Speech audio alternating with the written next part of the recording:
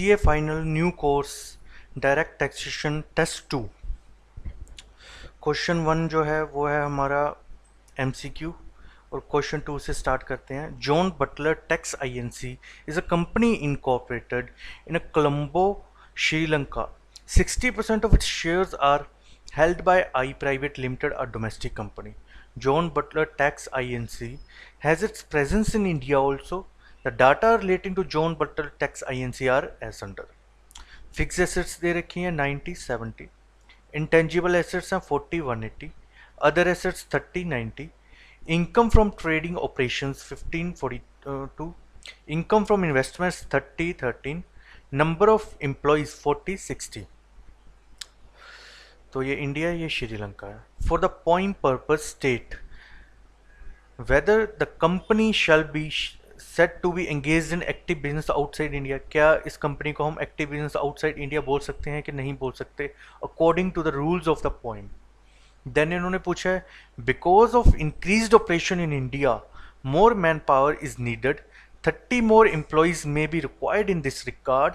The company can either take these employees directly in its role or can outsource the increased operation to an external agency which will engage the 15 employees in its role and finish the work of the company.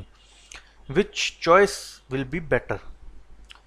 If for any test average figure are needed, the same may be ignored and the data as given above to the applicant may be used. तो बहुत ही easy question है। अगर आपको poem के rules आते हैं, 5 rules हैं, poem के पांचों रूल्स आते हैं, तो ये क्वेश्चन इजीली आपसे विद इन 5 मिनट्स आप इसको कर सकते हो। 7 मार्क्स का या 8 मार्क्स का ऐसे क्वेश्चन आएगा ये। लेट्स सी कैसे करते हैं। सबसे पहले आपको क्या रखना है, प्रोविजंस लिखनी है। प्रोविजंस किसकी, पोइम की। A company is set to be engaged in active business outside India. एक कंपनी को एक्टिव बिजनेस आउटसाइड इंडिया तब माना जाएगा कि वो बिजनेस बाहर कर रही है, बाहर इन द सेंस कि वो उसको नॉन रेजिडेंट तब माना जाएगा जब ये 5 कंडीशनें पूरी होंगी। Hence the poem is outside India if it satisfies all the following conditions. Passive income is 50% or less of its total income. Okay. Less than 50% of total assets situated in India. Less than 50% of total employees situated in India or are resident in India. Payroll expenses of employees situated in India or resident in India is less than 50% of total payroll expenditure. Majority meetings of board of directors are held outside India. Now, the value of asset shall be depreciable asset, average of its value of tax purposes at the beginning and the end of the previous year, other assets ka as per book value. Number of employees shall be average number of employees at the beginning and the end of previous year. Employees shall include persons who are not directly employed but performs functions similar to the employees. Example, contractual person. Number of employees shall be average of number of employees at the beginning and the end of the previous year. Employees shall include a person who are not directly employed but performs functions similar to the employees. Example, contractual person. Passive income. Passive income shall be aggregate of income from the transaction where both purchase and sale of goods is from or to the associate enterprise. Income by way of royalty, dividend, capital gain, interest, rental यानी other income, business के अलावा कोई भी income हो तो वो आपकी passive income मानी जाती है। Now, as per the information given in the question, the percentage of total assets in India vis-a-vis total assets all over the world is computed as under. जो टोटल एसेट्स हैं हमारी यहाँ पे दे रखी हैं, ये टोटल एसेट 3 इंडिया की, 3 श्रीलंका की, तो इनको ऐड कर दो। 3 इंडिया वाली हैं जो उसको ऐड कर दो और इनका रेशियो निकाल लो तो 32% आता है, जो कि 50% से कम है। इसलिए पहली कंडीशन आउटसाइड इंडिया वाली यहाँ पे कंप्लीट हो रही है। दूसरी कंडीशन है, हमारी पांचों कंडीशन पूरी होनी चाहिए। दूसरी कंडीशन जो है, the percentage of passive income which है which total income world wide is computed as. Passive income जो है 43 करोड़ है, टोटल इनकम 100 करोड़ है। ये कैसे निकली है? 43 करोड़ ये है पैसिव इनकम। इन्वेस्टमेंट की टोटल इनकम आ गई आपकी 30 + 13 43 करोड़। टोटल इनकम इन चारों का आप सम कर दीजिए तो टोटल इनकम 100 करोड़। तो पैसिव इनकम आ गई आपकी 43%। Number of employees in India total employees world wide 40:100, 40%, यानी 40 इंडिया के हैं और 100 जो हैं टोटल हैं, तो 40% एम्प्लॉयज़ का आ गया। बाकी दो कंडीशंस जो हैं, एक तो टर्नओवर वाली, एक मीटिंग वाली, तो इन्होंने नीचे ऑलरेडी एक नोट दे दिया था, if for any test average figure are neither the same may be ignore, तो उसको आप इग्नोर कर सकते हो। आपके पास जितनी कंडीशन अगर वो पूरी हो जाए तो आप बाकी कंडीशनों को भी पूरा मानोगे। Then therefore the answer are as under, all the conditions of active business outside India are satisfied and therefore the poem for the John Butler tax shall be outside India. As per the poem rules, employees shall include the person who are not directly employed but performs functions similar to the employees contractual person. If 30 employees are employed in India, then the number of employees 70:130 हो जाएगा, जो कि 50% से above हो जाएगा, तो ये India के अंदर ही आपका बिजनेस माना जाएगा। The company shall not set to be have active business outside India, उसको नहीं मानेगी कि वो आउटसाइड इंडिया बिजनेस कर रहा है।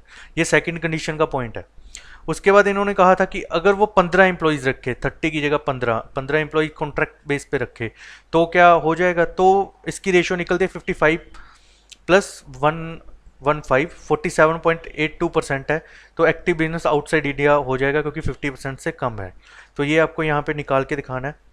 लेट्स सी स्टूडेंट ने किस तरह से कर रखा है।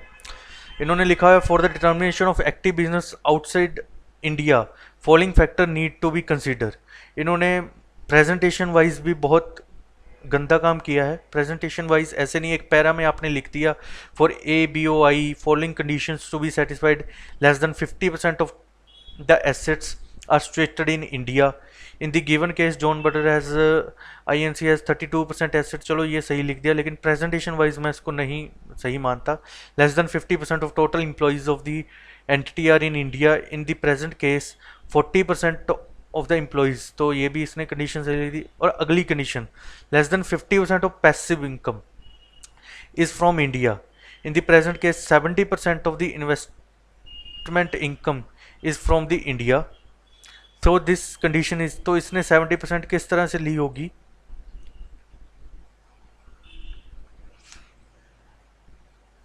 पता नहीं किस हिसाब से इसने 70% ली है। Passive income, other income, business के अलावा जो भी इनकम है उसको पैसिव इनकम बोलते हैं। इसने किस हिसाब से इनकम ली है तो ये पता लगाना मुश्किल है, तो ये पॉइंट इसका गलत हो गया। फिर इसने लिया less than 50% of payroll expenses are incurred in India, तो लेस देन 50%, तो इसका एक सेंस नहीं निकल रहा, इसलिए इसको हमने सर्कलाइज किया है। Since the data of payroll expense is not given, it is assume that it is proportion to number of employees, so this condition is assumed to be satisfied. As not all the conditions for ABI are satisfied, we can conclude that John Butler INC does not have active business outside India. ये गलत उससे लिखा है इन्होंने sense से। और उसके बाद नीचे भी इन्होंने प्रेजेंटेशन वाइज भी, और अगर हम लॉ की बात करें वो उसके अकॉर्डिंग भी इन्होंने गलत लिखा हुआ है। तो फिर भी स्टिल 7 में से 3.5 नंबर ही गोट। तो मैं आपको यही रिकमेंड करूँगा, प्रॉपर लॉ को पढ़ें, प्रॉपर प्रेजेंटेशन को देखें। जैसे इन्होंने प्रेजेंटेशन कर रखी है, सबसे पहले इन्होंने रूल्स लिखे हैं, उस रूल्स के हिसाब से इन्होंने अपनी कैलकुलेशंस करी हैं और उसके बाद इन्होंने अपना कंक्लूजन दिया है। इन्होंने साथ के साथ ही कंक्लूजन दे रहे हैं, साथ के साथ ही लॉ लिख रहे हैं, तो एक अच्छी प्रेजेंटेशन नहीं मानी जाती है। Let's move toward the question number 3. X Limited is engaged in certain industrial activity. It owned a plot of land for industrial purpose. The said land was acquired by the state government in 2013-14 under a special legislation for which compensation of 10 lakh was paid in that year. Okay, the cost of land to the company was 2 lakh, acquired in 2005-6, being aggrieved with the amount of compensation. Company ने state government के ऊपर case कर दिया और 25 लाख और उसको 25 लाख और मिलने का वहाँ पे उसको क्या बोलते हैं उसको तय हो गया कि भी 25 लाख और मिलेंगे और 5 लाख जो है आपको इंटरेस्ट मिलेगा, जो एनहांस्ड कंपनसेशन है। तो स्टेट गवर्नमेंट ने क्या किया, सुप्रीम कोर्ट में अपील लगा दी कि भी इन्होंने हमसे ज़्यादा कॉम्पनसेशन ले लिया हाई कोर्ट के ज़रिए। तो उस अपील में क्या हुआ कि जो 30 लाख का अमाउंट बनता था 25+5, ये उनको मिल तो गया 30 अप्रैल 2019 को, लेकिन वहाँ पे एक कंडीशन लग गई कि जब तक फाइनल ऑर्डर नहीं आता, आप अगर फाइनल ऑर्डर में कम होने का वहाँ पे कुछ भी ऑर्डर निकला तो आपको वो पेमेंट रिफंड करनी पड़ेगी। तो इस तरह से ये केस बनता है। Discuss the tax implication of the above fact, computation of capital gain is not required. तो सिंपल है, सबसे पहले आप सेक्शन वाइज आप उसका लॉ लिख दोगे, हम सीधा आते हैं पॉइंट पे। The capital gain computed with reference to the original compensation shall be chargeable to tax as income of the previous year in which such compensation और a part thereof is first receive. जब भी आपको पहला compensation मिलेगा उसी साल में आपको टैक्स कैपिटल गेन का कैलकुलेशन करना पड़ेगा। उसके बाद the amount by which the compensation is enhanced, जब भी आपको एनहांस्ड कंपनसेशन मिलेगा कोर्ट के द्वारा, shall be deemed as income under the head capital gain of the previous year in which such amount is received by the SSC. जब भी वो amount SSC को रिसीव होगी उस साल में वो टैक्स लग जाएगा। Provided that any amount of compensation received in pursuance of interim order यानी कच्चा ऑर्डर, अभी वो पक्का नहीं हुआ है। जैसे इस हमारे क्वेश्चन में है कि उन्होंने बोला है कि जब सुप्रीम कोर्ट ऑर्डर देगी तभी उसको फाइनल माना जाएगा, अदरवाइज अगर उन्होंने सुप्रीम कोर्ट ने पैसे कम कर दिए तो आपको पैसे रिफंड करने पड़ेंगे, ताकि अभी तक एक कच्चा ऑर्डर है। of the court, tribunal or other authority shall be deemed to the income chargeable under the head capital gain of the previous year in which the final order of the court, tribunal or other authority is made. Where the assessment for any year the capital gain arising from transfer of such capital asset is computed by taking compensation referred in clause A or enhanced compensation clause B, and subsequently such compensation is reduced by the court, tribunal or order, such assessed capital gain of the year shall be recomputed by taking the compensation or reduced as court। इसमें basically ये कहा गया है कि अगर बाद में जो सुप्रीम कोर्ट है या हायर अथॉरिटी उसको कम कर दे तो उसको आप 155(16) सेक्शन में उसको आप रिकम्प्यूट कर दोगे, उसकी असेसमेंट दोबारा हो जाएगी। तो ये सिंपल इन्होंने लिखी हुई हैं ये बातें। तो वो कब से होगी, वो 4 साल वाली प्रोविजन यहाँ पे लग जाएगी कि जब आपका फाइनल ऑर्डर आता है उससे 4 साल का जो पीरियड है उस वहाँ तक हम फाइनल असेसमेंट कर सकते हैं। Therefore the taxability shall be as under. तो इन्होंने ये टैक्सेबिलिटी वो प्रैक्टिकली करके बताई है, वैसे तो हमें मना किया गया है लेकिन इन्होंने बताया है कि भी 10 लाख के इस साल में टैक्स लगेगा, 25 लाख में इसमें टैक्स लगेगा, और जो 5 लाख का जो है हमें इंटरेस्ट मिला है उसको अदर सोर्स में टैक्स किया जाएगा 50%, 5 लाख का 50%।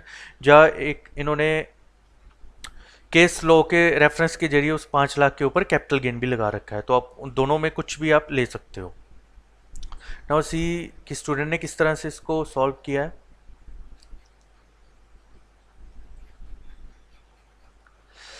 As per section 45(5) section से लिखा है of the Income Tax Act, in the case of compulsory acquisition of the capital asset of the compensation or enhanced compensation, and interest on such enhanced compensation shall be taxable in a year in which it is received। ठीक है, the compulsory acquisition of the capital asset shall be regarded as transfer। ठीक है, in the given case the industrial land was acquired by the state government in 1314, the same land was acquired by the assessee in year 2005-6, the assessee demanded enhanced compensation and same was given by the state government through order of high court along with interest, even though the appeal was made by the state government which is pending in the Supreme Court, the same compensation will now be taxable for the assessee।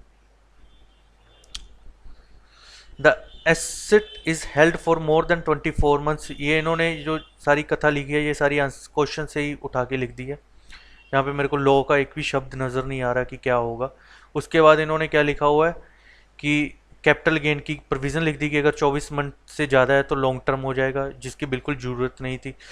Since enhance compensation received in 1920 same will be taxable in 2021 in case if the amount gets refundable due to later Supreme Court judgment, the tax on the same will be refunded to the assessee।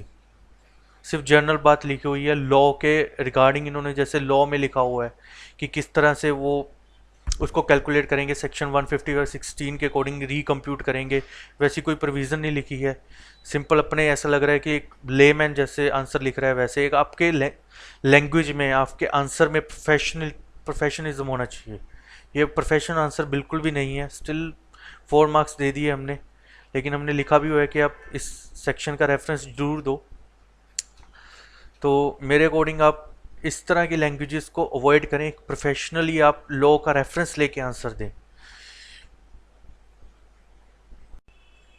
Question 4, ये question जो है आपका income from house property से है। बहुत ही simple IPCC level का concept होता है। ऐसे क्वेश्चन एग्ज़ाम में वैसे तो कम आते हैं, लेकिन आजकल जो है एमसीक्यू में ये बहुत पूछे जाते हैं, बिकॉज मोस्टली स्टूडेंट्स जो हैं ये चैप्टर छोड़ जाते हैं। सैलरी का हो गया या इनकम फ्रॉम हाउस प्रॉपर्टी का हो गया। तो आप इसकी एक नॉर्मल प्रोविजंस आप इसको एक तरह से पढ़ के जाएं, ताकि अगर आपको कोई भी एमसीक्यू इस तरह का आपको लगे कि वो आ सकता है, एमसीक्यू आ सकता है, तो आप वहाँ पे कर पाएँ उसको। इसलिए हमने हमारा पर्पज़ यही था ये क्वेश्चन यहाँ पे देने का। तो मुझे नहीं लगता इसको डिस्कस करना चाहिए। सिंपल क्वेश्चन है। आप नॉर्मल एनए भी निकालिए, जीए भी निकालिए, एनए भी निकालिए और इसका इनकम निकाल दीजिए। Let's move toward the question number 5। Following are the details of the income provided by Mr. Singh, the assessee for the financial year ended 31st March 2020.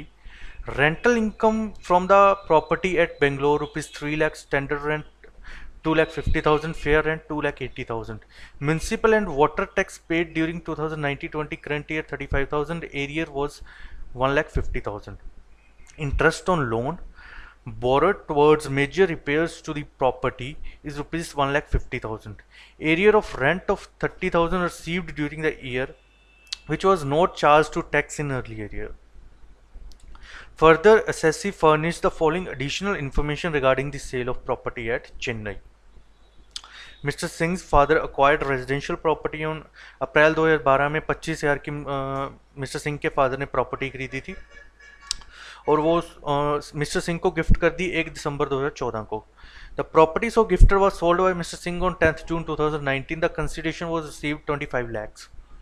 Stamp duty charges paid by the purchaser at the time of registration at the rate 13%, which was 3,90,000. इसमें एक trick है जो आपको बाद में पता चलेगी। Out of the sale consideration received on 2nd of Jan 2020, the assessee had purchased two adjacent flats in the same building and they made suitable modification to the make it as one unit. The investment was made by the separate sale deeds, amounting being 8 lakh and 7 lakh respectively. On 10/10/2019, rupees 10 lakh was invested in bonds issued by National Highway Authority of India, but the allotment of bond was made on 1st of Feb 2020. Compute Mr. Singh's taxable income for the assessment year 2021. Cost of inflation indexes दे रखे हैं 2012-13 के, 14-15 के और 19-20 का। Simple question है, let's see किस तरह से इसको करते हैं। सबसे पहले वही इनकम फ्रॉम हाउस प्रॉपर्टी है, आपको वैसे ही करना है, इसको हम डिस्कस नहीं करेंगे। देन कैपिटल गेन पे आते हैं। फुल वैल्यू कंसिडरेशन 30 लाख ली है, वहाँ पे 25 लाख दे रखी थी, तो 30 लाख कहाँ कैसे निकाली है इन्होंने? जैसे मैंने बोला था ना, ट्रिक है एक पॉइंट में। 3,90,000 का जो है 13% से इसको डिवाइड कर दो तो 30 लाख हमारी स्टैम्प ड्यूटी वैल्यू निकल आएगी। तो आपको पता ही है सेक्शन 50C के अकॉर्डिंग अगर स्टैम्प ड्यूटी वैल्यू ज़्यादा होती है तो हम उसको फुल वैल्यू कंसिडरेशन मान लेते हैं। तो वैसे ही हमने किया है। उसके बाद इंडेक्स कॉस्ट ऑफ एक्विजिशन 25,000 में खरीदी थी उनके फादर ने। 2012-13 का जो है इंडेक्सेशन लगेगा 200, तो यार 12-13 ही है ईयर, यस फाइनेंशियल ईयर 12-13 में उसके फादर ने खरीदी थी, तो 2012-13 का इंडेक्सेशन लग जाएगा। उसका इंडेक्सेशन नहीं लगेगा। अकॉर्डिंग टू मंजुला जे शाह की जो एक जजमेंट है उसके अकॉर्डिंग जो प्रीवियस ओनर है उसी की हम वैल्यू उठाते हैं जितने में उसने परचेज करी थी, और उसी का हम इंडेक्सेशन उठाते हैं उसी ईयर का। तो 36,125 की जो है हमारी कॉस्ट ऑफ एक्विजिशन आ गई, उसको माइनस करने के बाद इतना कैपिटल गेन आ गया। उसके बाद सेक्शन 54 जो है उसमें कितनी एग्जम्पशन हम लेंगे कि उसने 2 प्लॉट खरीदे हैं, 2 घर खरीदे हैं, घर उसको एक बना दिया है उसको रेनोवेट करके, तो 15 लाख के हैं। तो इसमें लिखा हुआ है exemption under 54 is 15 lakh as per finance act 2019। If long term capital gain does not exceed 2 crore, the assessee has option to purchase और construct 2 residential house in India. एक सेल करने के बदले वो 2 रेजिडेंशियल हाउस बना सकता है अगर 2 करोड़ तक आपका प्रॉफिट है। This option is available once in life time. वो एक ही बार ले सकता है लाइफ टाइम में, तो 15 लाख वो ले सकता है पूरा का पूरा, 8 लाख और 7 लाख दोनों को ऐड करके। उसके बाद 54 EC जो होता है 6 महीने के अंदर अंदर लेना होता है आपको ट्रांसफ़र करने के। तो इसने भी वैसे किया, लेकिन अलॉटमेंट इसको थोड़ी सी लेट हुई है, तो वहाँ पे स्पेसिफिकली लो है। अगर आप अप्लाई कर दो उसको, अलॉटमेंट चाहे बाद में भी हो जाए, तो भी आप एलिजिबल होते हो 54 EC के लिए, तो वो 10 लाख की जो है वो एग्जामेशन मिल जाएगी। तो हमारी जो टोटल इनकम निकल के आएगी 4,63,875। तो बहुत ही ईजी क्वेश्चन था। लेट्स सी स्टूडेंट ने किस तरह से इसको सॉल्व किया। स्टूडेंट ने पहले हाउस प्रॉपर्टी की इनकम ही सही नहीं निकाली है, उसने इसमें गलतियां कर रखी हैं। तो मैंने वही कहा था कि स्टूडेंट इसको छोड़ के चले जाते हैं, इस वजह से उनका गलत हो जाता है। कई बार ये MCQ में आ जाता है, कई बार ये क्वेश्चन का इंटरनल पार्ट PGBP या कैपिटल गेन का इंटरनल पार्ट बन के आता है। तब आपको पता होना चाहिए कि इसको कैसे सॉल्व करना है। तो आप इसका थोड़ा सा आप रेफरेंस लेके जरूर जाएं, इजी होता है। मेरे हिसाब से ये 15 से 20 मिनट का भी काम नहीं होता, 15 से 20 मिनट में सारा टॉपिक रिवाइज कर सकते हो ये। उसके बाद इनकम फ्रॉम कैपिटल गेन, इन्होंने गलती कहाँ पे करी है, 30 लाख की ट्रिक तो इन्होंने पकड़ ली अच्छे से। और उसके बाद में इन्होंने कॉस्ट ऑफ एक्विजिशन जो ली है 240, यानी इन्होंने अपने एक्विजिशन वाली ही ले रखी है। इनके फादर की एक्विजिशन वाली इन्होंने इंडेक्सेशन लेनी थी 200 यहाँ पे, इस वजह से यहाँ इसका गलत हो गया। इसने मंजुला बी शाह वाला केस लगाया नहीं है। और नीचे भी इन्होंने अपने अकॉर्डिंग ही लॉ लिख दिया है। क्या लिखा था, cost of acquisition shall be of the previous owner.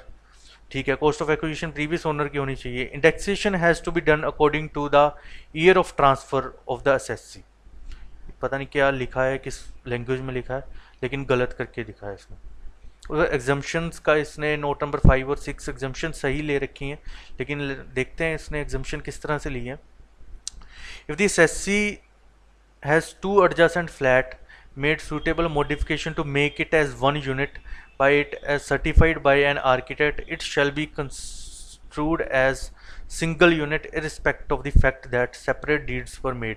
यहाँ पे बात लिखनी चाहिए थी दूसरी, दो फ्लैट्स वाली, कि अगर उसका 2 करोड़ से कम है और वो सिंगल टाइम ही इस चीज़ को यूज़ कर सकता है, तो यहाँ पे ये बात आनी चाहिए थी। The capital gain is invested with in 6 months, it's eligible for exemption. 6 month कहाँ से, 6 मंथ साल पूरे होने के बाद से या ट्रांसफ़र से, ये बात लिखी नहीं है यहाँ पे। इन गलतियों का आपको ध्यान रखना है। 6 मंथ इसने सीधे लिख के छोड़ दिए। Up to the amount of 50 lakh immaterial fact that regarding the date of allotment of transfer, ये चीज़ सही लिखी है, लेकिन इसको अच्छे से और इम्प्रूव करें अपनी प्रेजेंटेशन को। और थोड़े से लॉ में भी इसका ध्यान होना चाहिए। लॉ में बिल्कुल ध्यान नहीं है कि लॉ क्या बोल रहा है और आप क्या कर रहे हो। तो let's see question number 6। The director of private company are personally liable to pay the income tax due from the company, but their liability does not extend toward the interest and penalty payable by the company. Discuss. Simple question है। तो इसमें क्या answer लिखना था कि जब कोई भी कंपनी हो, वो चाहे वाइंड अप हो रही है या अपना जो प्राइवेट कंपनी है पैसा देने के लिए इनएलिजिबल हो जाती है, वो पैसा नहीं दे पाती, तो उसके डायरेक्टर जो होते हैं उस साल के, जिस साल का टैक्स उनका खड़ा हुआ है, उस साल के जो भी डायरेक्टर होते हैं वो पर्सनली लाइबल होते हैं, जॉइंटली या सेवरली, वो टैक्स को देने के लिए। टैक्स के अंदर जो होती है आपकी पेनल्टी भी आ जाती है और इंटरेस्ट भी आ जाता है। टैक्स का मतलब ये नहीं होता कि सिर्फ टैक्स होता है, लेकिन अगर डायरेक्टर ये प्रूव कर दे कि उसकी नेग्लिजेंस या मिसफेंस की वजह से ये चीज़ नहीं हुई है, तो वो बच सकता है पेमेंट करने से। ये चीज़ इस आंसर में दी हुई है। लेट्स सी स्टूडेंट ने किस तरह से कर रखा है। The statement given in the question is not correct as per law. Even though the company is a separate legal entity and all the directors are liable up to only their share of holding, the directors of the private company are fully liable for any default made by the company and their period of directorship. The penalty and interest payable by the company in case of any default will attract the liability of the director, and director will be liable to pay not only tax but also interest and penalty। मैं फिर वही कहूँगा कि इन्होंने professionally answer नहीं दिया है। आप आंसर प्लीज़ प्रोफेशनली दिया करें। इस तरह से इन्होंने जर्नल बात लिख दी है, ये कोई भी लेमैन बता देगा ऐसे, जिस तरह से आपने लिखा है कि भी अगर डिफ़ॉल्ट होता है तो डायरेक्टर पैसे दे देगा। कहाँ आपको ये लिखनी चाहिए कि सेक्शन में ये चीज़ बताई गई है कि आप जॉइंटली या सेवरली लायबल होंगे, अगर ग्रोस नेग्लिजेंस हुआ तो आप बच सकते हैं, और प्राइवेट कंपनी का जिस साल का जो डिफ़ॉल्ट है उस साल के डायरेक्टर होंगे वो लाइबल होंगे। तो इस तरह की आपको प्रोफेशनली आपको सेक्शन वाइज आंसर लिखना चाहिए। इस तरह से आपने जर्नल लैंग्वेज लिख तो देते हैं, वो हमने सही भी करनी पड़ जाती है, लेकिन वहाँ पे एग्ज़ाम में वो ये चीज़ें एंटरटेन नहीं करेंगे, तो आप इन चीज़ों से बचिए। Question 7. Mr. Rishabh, an individual aged 56 years resident in India, furnished the following particulars for previous year 1920. He purchased his first residential house during in his life time, अपनी लाइफ टाइम में एक ही रेजिडेंशियल हाउस प्रॉपर्टी वो खरीद रहा है 60 लाख का। उसके अंदर सारी रजिस्ट्रेशन फीस, स्टैम्प ड्यूटी वगैरह इंक्लूडेड है। The registration possession of the house property was completed on April 2019। Loan was taken from his friend in the month of April 19 for purchase of residential house. Interest and repayment this respectively made the said loan during the 1920। ठीक है। Rent receive हुआ है उसको 3 लाख का उस साल में। Cell of unlisted share 17 जनवरी 2020 को किए हैं, 3,20,000 के ये परचेज किए थे 9 जनवरी 2018 को 3 लाख के। अनलिस्टेड शेयर्स हैं तो ये 2 लाख में इनका लॉन्ग टर्म का पीरियड देखा जाएगा, 2 साल में देखा जाएगा। ही sold a plot of land for ₹70 lakh eight market value of 5/6/2019। The plot of land was purchased on 20th of May 2014 for ₹50 lakh from his friend. The market value of the plot was 55 lakh as per the registering authority at the time of purchase. Okay, तो 55 लाख की जो थी circle rate था, तो उस time पे इन्होंने other source में 5 लाख रुपया दे दिया होगा, तो 55 लाख की जो है आज हमारी परचेज वैल्यू मानी जाएगी। Short term capital gain on sale of gold during the year was 20,000। Okay. Brought forward short term loss जो है 18-19 का 30,000 है। तो ये रिस्पेक्टिव ऑफ फैक्ट है कि चाहे वो शेयर्स के ऊपर आपने लिया हो या प्रॉपर्टी के ऊपर या किसी भी प्रॉपर्टी के ऊपर आपने लॉस हुआ हो, शॉर्ट टर्म या लॉन्ग टर्म ही देखा जाता है सेट ऑफ करने के लिए। तो हमें इनकम निकालनी है इनकी। सबसे पहले जो रेंट रिसीव हुआ है 3 लाख का नॉर्मल है, 30% डिडक्शन दे देंगे, और इंटरेस्ट जो 25,000 है। अब यहाँ पे एक ध्यान रखने वाली बात ये भी आती है कि अगर आप कोई भी लोन अपने फ्रेंड वगैरह से किसी से भी लेते हो, नॉर्मल पर्सन से अगर आप लोन लेते हो, जैसे इसने फ्रेंड से लिया था, तो उसका इंटरेस्ट आपको अलाउ हो जाता है 24B में, लेकिन 80C में जो लोन की रीपेमेंट होती है घर बनाने के लिए, वो तभी आपको अलाउ होती है जब आप किसी रिकॉग्नाइज इंस्टीट्यूशन बैंक से आप पैसे लेते हो तब। तो ये बात ध्यान रखने वाली है, आपकी प्रैक्टिकल लाइफ में भी ये काम आएगी और यहाँ पे भी काम आएगी, तो इसका आप ध्यान रखिएगा। देन फिर आते हैं income from capital gain on unlisted shares. तो ये अनलिस्टेड है, अगर लिस्टेड होते तो 1 साल होता और सेक्शन 112A में इसको हम कैलकुलेट करते, लेकिन अब ये सेक्शन 112 में कैलकुलेट होगा, 2 साल का लॉन्ग टर्म का पीरियड हो जाएगा। सेल प्राइस है, इंडेक्स कोस्ट ले रहे हैं, इंडेक्सेशन दी हुई है हमें, लॉन्ग टर्म कैपिटल गेन निकल के आ गया। उसके बाद में है capital gain on sale of plot of land. Plot हमने बेचा है, होल्डिंग पीरियड जो है वो लॉन्ग टर्म माना जाएगा। शेयर सेल प्राइस 70 लाख दिया हुआ है, कॉस्ट ऑफ एक्विजिशन 55 लाख, वहाँ पे 50 दिया हुआ था, लेकिन सर्कल रेट 55 लाख था, तो उस टाइम पे हम ये मान के चल रहे हैं कि इसने 5 लाख के ऊपर अदर सोर्स में टैक्स दे दिया होगा। 56/10 में सारे सेक्शन इंक्लूड होंगे इसमें, आप नोट्स में ये बातें लिखोगे जो मैं बोल रहा हूँ, तो इस पर भी हम इंडेक्स कोस्ट लगा देंगे तो लॉन्ग टर्म कैपिटल गेन निकल के आएगा। 54F में हम एग्जम्पशन देते हैं, जब भी हम कोई भी प्रॉपर्टी, कोई भी any capital asset, long term capital asset बेचते हैं, तो उसकी एवज में अगर हम शॉर्ट टर्म, उसकी एवज में अगर हम कोई भी रेजिडेंशियल हाउस प्रॉपर्टी परचेज कर लें, जैसे इसने शुरू में ये परचेज कर ली थी प्रॉपर्टी ऊपर दी हुई है, तो 54F में हमें एग्जम्पशन मिल जाती है उसकी सेल प्राइस के ऊपर। तो वो कितनी मिलती है, 60 लाख की जो थी हमने बेची थी, 70 लाख की खरीदी है, और जो हमारी एग्जम्पशन है वो है 3,77,083 के ऊपर जो है हमें एग्जम्पशन मिल जाएगी। 3,77,083 का जो है हमारा कैपिटल गेन है, तो उसके ऊपर जितनी भी है हमने एग्जम्पशन हमें मिल जाएगी इसका प्रोपोर्शनेट करके। देन आगे बढ़ते हैं, short term capital gain on gold निकाल के दिया हुआ है, तो टोटल कैपिटल गेन आ गया, और फिर जो ब्रॉड फॉरवर्ड लॉस था उसको सेट ऑफ कर देंगे। सबसे पहले शॉर्ट टर्म गेन से करेंगे, और फिर जो 10,000 शॉर्ट टर्म लॉस है उसको लॉन्ग टर्म कैपिटल गेन से करेंगे। ये बात भी ध्यान रखने वाली है, जो लॉन्ग टर्म लॉस होता है वो शॉर्ट टर्म से सेट ऑफ नहीं होता, short term loss long term gain से सेट ऑफ हो जाता है, तो इस बात का आप ध्यान रखिएगा। तो 45,119 कैपिटल गेन से इनकम आई है, और जो टोटल इनकम है हमारी हाउस प्रॉपर्टी और गेन की मिला के 2,30,119 बन रही है, राउंड ऑफ कर देंगे 120।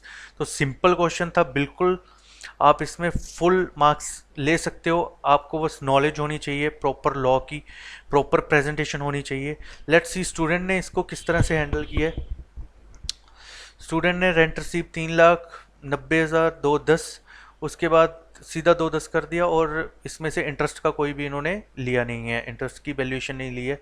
तो ये क्वेश्चन जो था हमारा टोटल इनकम निकालने का था, ये पोर्शन इसने हाउस प्रॉपर्टी का गलत कर दिया, तो उसको हम गलत ही मानेंगे।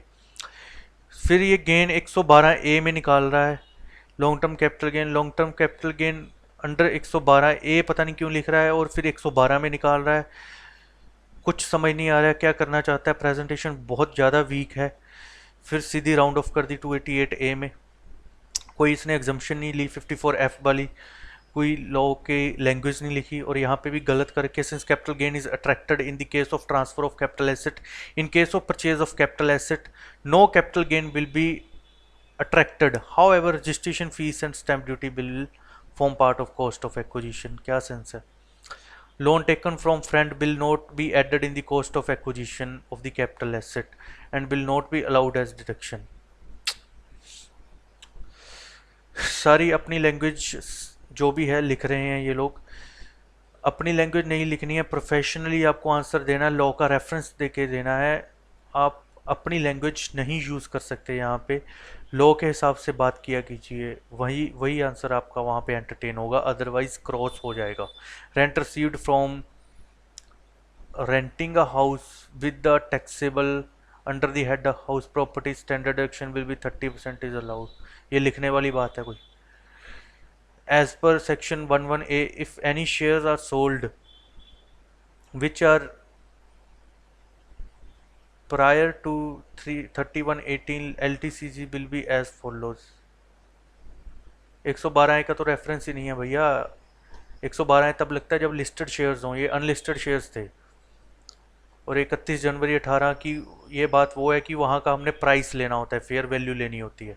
यहाँ पे प्रायर टू 3118 का कोई कंसेप्ट ही नहीं है। लिटरली बिना पढ़े आप अगर एग्ज़ाम दोगे तो आपकी यही हाल होगा आपका। तो प्लीज़ इस बात को सीरियसली लीजिए, पढ़ के एग्ज़ाम दीजिए, इसका सुजेस्टेड आंसर से अपने आंसर को मैच करना, उसका सोचना मैंने क्या क्या प्रोविजंस मिस करी हैं। देन हम क्वेश्चन नंबर 8 की ओर चलते हैं। इसमें क्या है, Mister M is working with MNO limited for last 10 years. He was granted option, ESOP की ऑप्शन मिल रही है इसको 1/7 2014 को। 800 इक्विटी शेयर्स ले सकता है 250 रुपये के प्राइस के ऊपर। The period during which the option can be exercise to purchase 800 shares at a pre determine price is 250 per share commencing on 1 July 2014 and ending on 31st March 2020. Mr. M exercised the option on 15th of March 2019, the purchase of 500 shares. Fair value on the set date was 6490 on the Bombay Stock Exchange and 6500 on National Stock Exchange. The NSE has recorded a higher volume of trading in that share. तो हम NSE का price लेंगे, यानी 6500 price जो लिया जाएगा। So the company has allotted him 500 shares on 24th April 2019। जो अप्रैल 2019 में उसको शेयर्स मिल रहे हैं, लेकिन जो हम प्राइस लेंगे वो मार्च में लेंगे, क्योंकि उस टाइम पे वो एक्सरसाइज कर रहा है ऑप्शन। जब वो ऑप्शन एक्सरसाइज करेगा उस साल का हाईएस्ट वॉल्यूम वाला जो एक्सचेंज होता है उसका हम प्राइस लेते हैं, लास्ट ट्रेडेड प्राइस लेते हैं। The fair market value of the date of allotment 7100 per share, ये इमटेरियल है हमारे क्वेश्चन के लिए। NSE का 7110, ये भी immaterial, has recorded a higher volume of trading of the share. The option was granted for making available rights in the nature of intellectual property rights. Okay, determine the taxability of perquisite। does it make difference if option was granted for providing technical know how। वो बंदा job कर रहा है, उसका ये परक्विज salary में perquisite calculate होगा, वो चाहे टेक्निकल नो हाउ दे चाहे वो इंटेलेक्चुअल प्रॉपर्टी राइट दे, कोई फर्क नहीं पड़ता। लेट्स सी इसका कैसे आंसर किया है। ये सारी उन्होंने ये बातें लिखी हैं जो मैंने अभी आपको बताई हैं कि कौन सा प्राइस लेना चाहिए। हम सीधे आंसर की ओर चलते हैं। Fair market value on the date of exercise of option 15 March 2019 का नेशनल स्टॉक एक्सचेंज का 6500 हमने प्राइस ले लिया। प्री डिटर्मिन प्राइस जो हम पे करेंगे वो लेस कर देंगे, जो हमें एक्स्ट्रा मिला है 6250 वो हम ऐड कर देंगे। 6250 एक शेयर का प्राइस है, हमें 500 मिल रहे हैं, तो उसको मल्टीप्लाई करके 31,25,000 का जो है हमें परक्विजिट मिल रहा है, उसको हम ऐड कर देंगे। Since shares are allotted on 14th April 2019, perquisite shall be taxable in the hands of mister M for the assessment year 2020-21। Okay, simple सी बात है। Perquisite in respect of allotment share shall be taxable in respect of fact where the share की कोई फर्क नहीं पड़ता, चाहे वो टेक्निकल नो हाउ दे, चाहे वो इंटेलेक्चुअल प्रॉपर्टी राइट्स दे, वो उसकी सैलरी में काउंट होगी ये चीज़ ना। उसी स्टूडेंट ने क्या लिखा हुआ है, स्टूडेंट लिखा हुआ है in the present case Mister M has not transferred the shares so capital gain not attracted. Capital gain कहीं पूछा है उन्होंने? आपको क्वेश्चन पढ़ के ये चीज़ समझ नहीं आ रही कि वो कैपिटल गेन का क्वेश्चन है कि सैलरी का क्वेश्चन है, वो परक्विजिट पूछ रहा है। The shares were received by Mister M for making available intellectual property rights, it will be taxable in the income from the other source. कह रहा है कि इनकम फ्रॉम अदर सोर्स में टैक्स होगा 5610 में, 5610। शाबाश। The F M B of the shares on the date allotment share will be considered as, ये multiply करके कुछ कर रखा है इन्होंने, पता नहीं क्या है। In the case if the option to Mister M was provider for technical know how the same will be taxed as salary of F M B. पढ़ के दिया कीजिए, प्रोफेशनल आंसर दिया कीजिए। मैं फिर वही बात हर क्वेश्चन में दोहरा रहा हूँ, लेकिन ऐसे तुक्के लगाने से तो कुछ नहीं होता।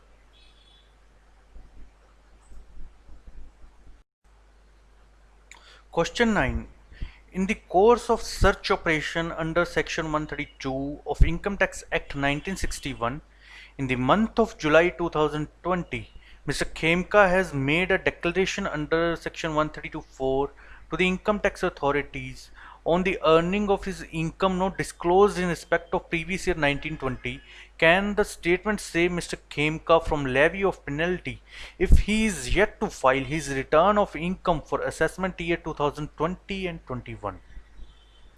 Easy question है ये। पहले बहुत सारी टैक्स प्लानिंग में ये चीज़ें काम आती थी, तो धीरे धीरे इन टैक्स प्लानिंग को नलीफाई किया है कि मिस्टर जो खेमका हैं वो उनके यहाँ सर्च लगी हुई है कि 132 की जो सर्च एंड सीजर होता है वो लगा हुआ है, और वो क्या कर रहे हैं कि 132(4) में अपना डिक्लेरेशन दे रहे हैं कि मेरे पास ये इनकम थी 19-20 की, अभी मैंने रिटर्न फाइल करनी है, तो मेरे को पेनल्टी वगैरह मत लगाना।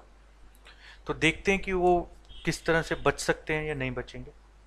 As per Section 271(a)(b), the AO may, notwithstanding anything contained in any other provisions of this Act, direct that in case where search has been initiated under Section 132, the assessee shall pay by way of penalty in addition to tax, if any, payable by him, a sum computed at the rate of 30% of undisclosed income of the specified previous year if the assessee, उसको 30% tax फिर भी पे करना पड़ेगा अगर वो बता देता है तो, in the course of search in a statement under subsection 4। जब पहले ही सर्च लग चुकी है, आप उसके बाद डिक्लेरेशन दे रहे हो ना, या तो आप पहले दो, पहले अपनी रिटर्न में फाइल कर दो कि मेरे पास ये इनकम है, फिर तो नहीं लगेगी। लेकिन आपकी सर्च लग चुकी है, आप उसके बाद डिक्लेरेशन दे रहे हो, तो 30% अनडिस्क्लोज इनकम का लगेगा। 30% भी इसलिए क्योंकि आप खुद बता रहे हो।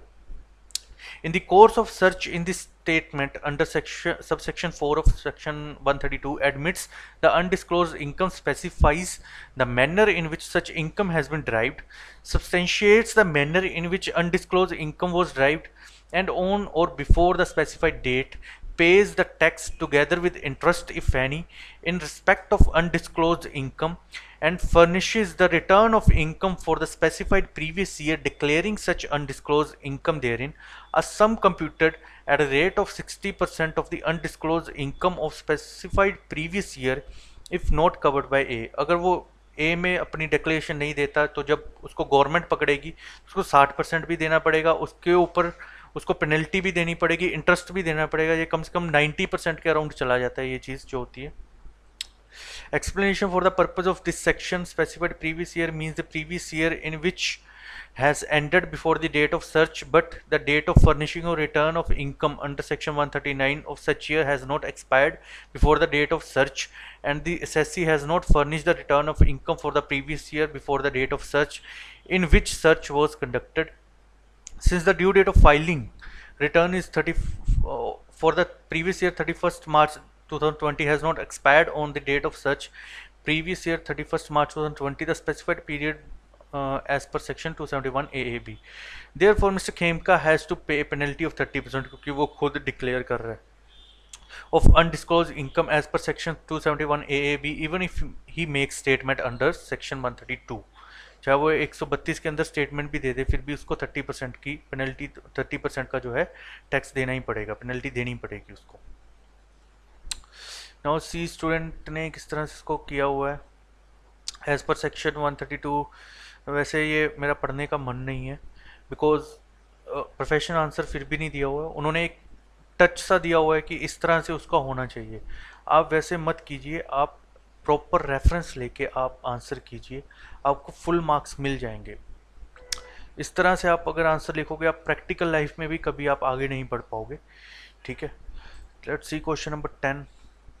इसमें Mister Sarthak, a software engineer, wants to commence a business in manufacture of solar powered car. He provides the following information. The project cost is 5 crore. He has residential house in Surat since 2010 which could be sold for 3 crores and the balance of 2 crore could be financed through bank borrowings at the cost of 13% per annum. He has another option which is his friend Miss Juhi who is willing to contribute 2 crore and become co-promoter. The index cost of acquisition of residential house is 70 lakh. Mr. Sarthak seeks your guidance on the project finance taking into account any tax incentive available under income tax law besides the funding of project through bank finance or accepting Ms. Juhi as co-promoter. You are requested to advise Mr. Sarthak on income tax aspect to avail tax benefit within the four corners of law.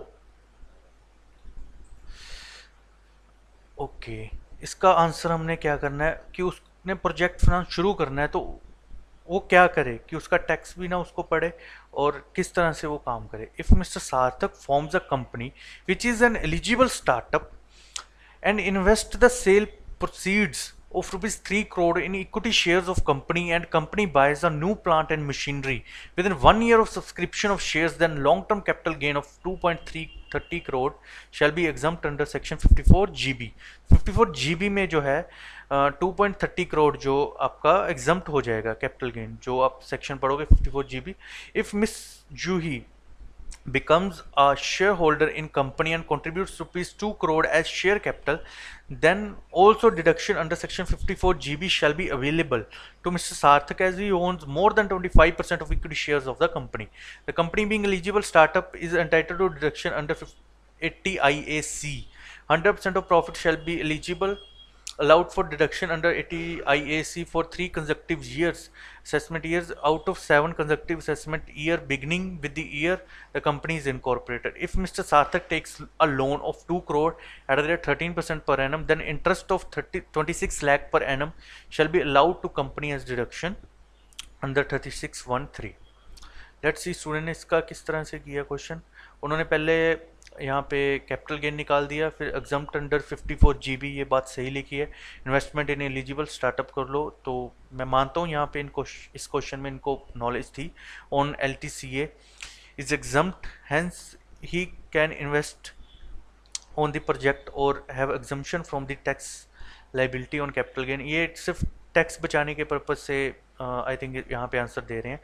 यहाँ पे आपको answer देना है कि उन्होंने eligible startup शुरू किया है, आपको उस वे में आंसर देना है, आपको टैक्स बचाने के पर्पज से नहीं। टैक्स तो वैसे ही बच रहा है उसका 54 GB में। देन इन्होंने बोला है सेक्शन 54 EC, ये वही फिर टैक्स बचाने के लिए 54 EC में इन्वेस्ट करवा रहे हैं। तो आप इसको एलिजिबल स्टार्टअप की तरह आप इसको यूज़ करेंगे, कंसेप्ट आप स्ट्रॉन्गर बनाइए अपने। तो ठीक है सर, इस तरह से आप अपना जैसे सजेस्टेड आंसर में दिया है आप अपना पेपर करो, प्रोफेशनल लैंग्वेज यूज़ करो। स्टिल अगर आपको किसी टॉपिक में किसी पार्ट में आपको कोई दिक्कत है आप हमारे डाउट सेक्शन में डाउट रेज कर सकते हैं, आप कमेंट बॉक्स में कमेंट कर सकते हैं, आपको प्रॉपर इसका असिस्टेंस दिया जाएगा। Thank you very much.